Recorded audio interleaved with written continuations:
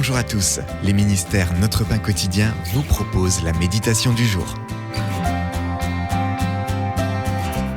Le destructeur détruit. Les oisillons voleront demain. Ma femme, Carrie, admirait les progrès qu'une famille de roitelets faisait sous notre porche. Elle les observait chaque jour, les prenant en photo tandis que leur mère leur apportait la nourriture. Carrie se levait tôt le lendemain matin pour les regarder. Elle a retiré une partie du feuillage recouvrant le nid. Mais au lieu de voir les oisillons, un serpent a croisé son regard de ses yeux étroits.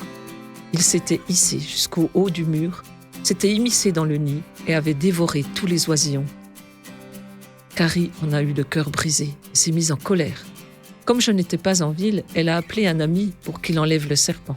Mais le mal était fait. La Bible nous parle d'un autre serpent ayant semé la destruction sur son passage. Celui du jardin d'Éden a trompé Ève en l'incitant à manger de l'arbre défendu. Vous ne mourrez point, mais Dieu sait que le jour où vous en mangerez, vos yeux s'ouvriront et que vous serez comme Dieu, connaissant le bien et le mal, a-t-il dit. Le péché et la mort sont entrés dans le monde parce qu'Adam et Ève ont désobéi à Dieu. Et la tromperie du serpent ancien, qui est le diable et Satan, se poursuit aujourd'hui. Jésus est toutefois venu détruire les œuvres du diable et nous réconcilier ainsi avec Dieu. Un jour, le destructeur sera détruit et Dieu fera toutes choses nouvelles. C'était un texte de James Banks. Comment Jésus a-t-il détruit les œuvres du diable dans votre cœur et votre vie? Espérez-vous en Dieu? Jésus, délivre-moi.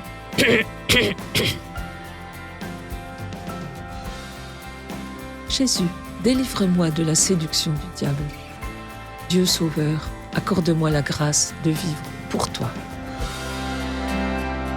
Cet encouragement vous a été proposé par les ministères Notre Pain Quotidien.